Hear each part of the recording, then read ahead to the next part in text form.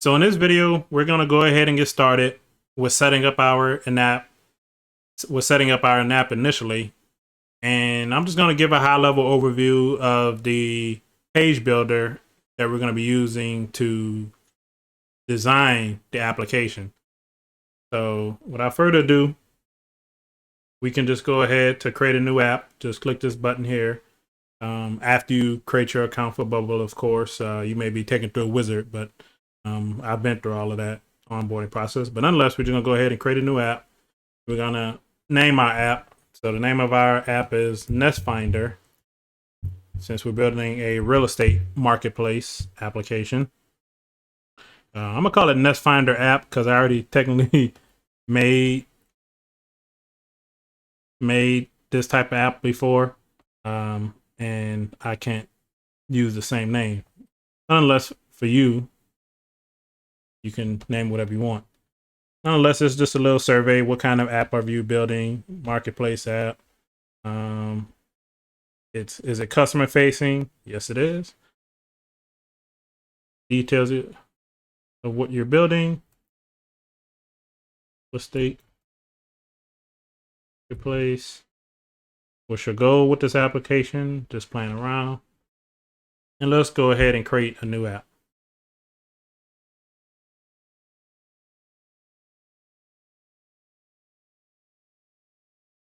So while this loads, we're going to build a app from scratch, but we can also choose a template. So if you're building an application that's common to, there's almost a copy of some popular application that you may have seen across the internet. For instance, since we're building a real estate marketplace app,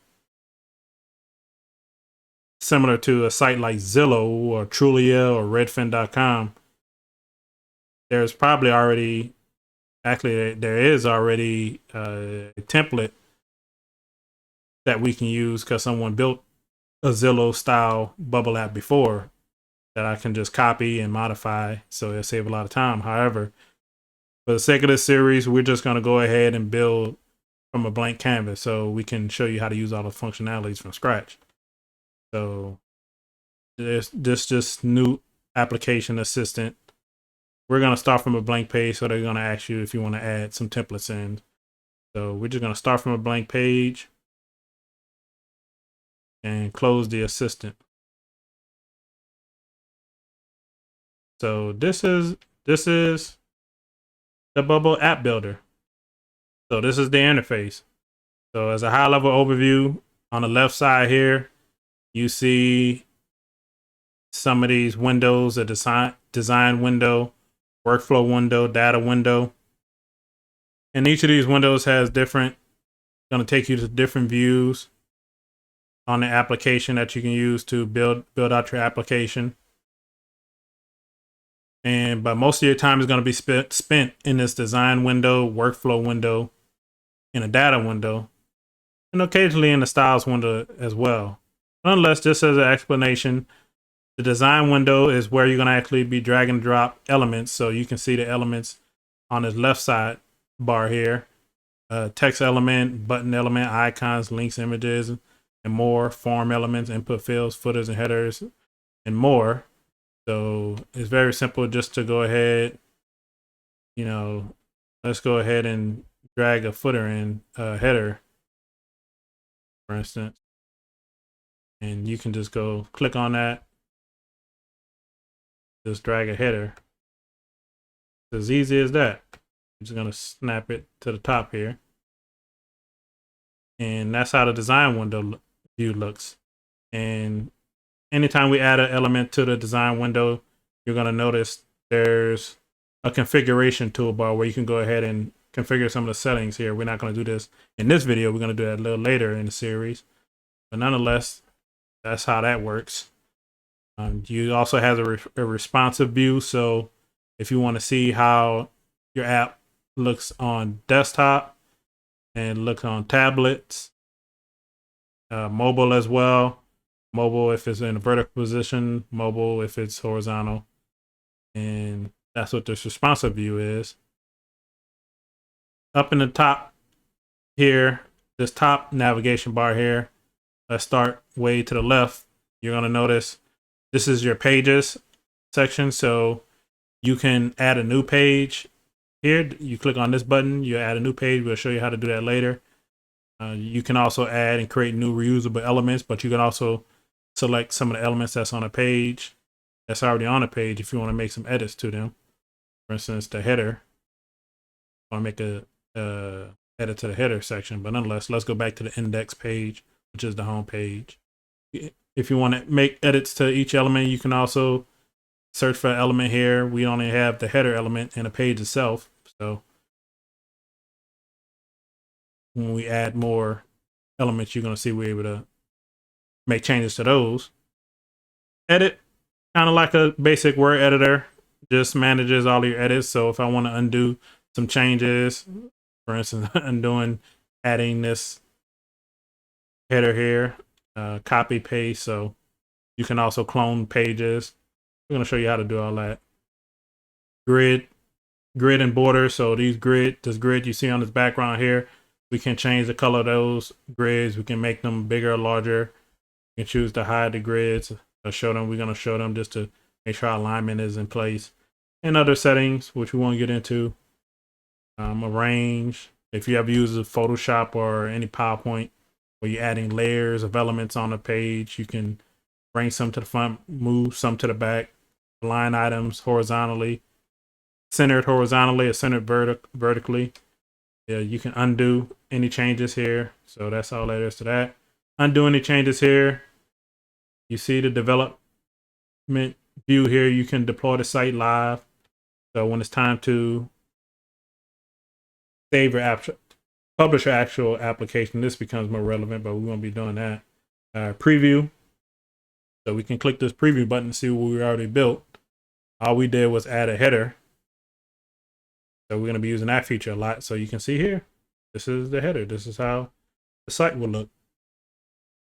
So that's the design. That's the design view in a nutshell. You're going to spend most of your time in this window. Now the workflow window. The workflow window is how you add interactivity, how you add actions to your application and functionality. So while a design window is meant for display, adding elements to the page, organizing your layout, your workflow view is adding functionality to those elements on a page. For instance, if you want to make a slideshow or you want to make a pop-up, when you click a button, you're going to do that through the workflow page. So in the design page, you add a button and you add a pop-up element. In the workflow page, you tie those two together. When you click the button, you display the pop-up window. Or when you click a button, when you save a form, for instance, you choose to save the data to the database. You set that up in a workflow. But we're going to show you how to do that later. Here's the data tab. So this is where your database is. This is how you store data and create new data types. So right now we only have the user data type that comes default with Bubble. So every user has an email, modified date, creation date, and a slug. You can add new fields. So if you want to build out a user registration flow where you want to collect first name, last name, date of birth, and more, you can do that here when you click create a field. And you can choose from either of these field types, text, number, for instance, age. You can upload an image if you want to upload profile images. If you want to have user location, you can set up geographic addresses and more. And you can create new types here. For instance, we're going to create a properties type where we're going to add our home type because we want to store users' properties. Store homes in our database where they have an address, they have, the number of bedrooms and bathrooms they have, the price of a home. So all that's going to be stored. We're going to create a home type inside of our database. And app data is another tab that's going to be very highly used by you. So you can create a new entry just to test. I can create a new user right here if I wanted to, just to test out the system, but I won't right now. And here's just some other settings, just some privacy settings. We won't be going too much in detail. Option sets, file manager. We won't be going too much detail into these other tabs, but nonetheless, that's what that's for. The styles tab. So with Bubble comes from with a lot of default styles to the elements on a page that you're going to see in the design tab. But here is just a larger view of some of the global styles. So for instance, primary buttons look a particular way.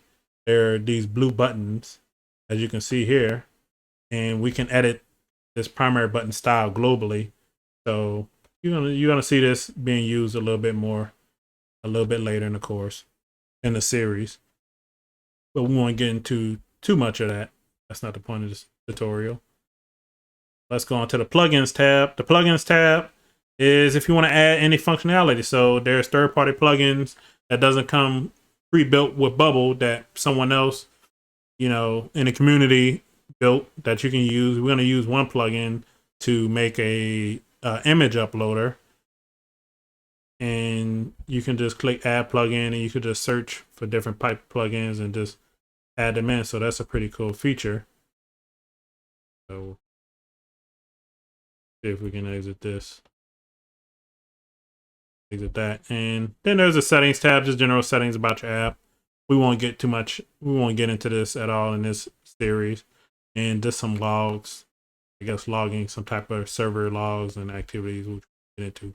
But nonetheless, the majority of this series is going to be focused on this design tab, this workflow tab, the data tab, and a little bit of the styles tab. And we're going to touch on the plugins tab briefly.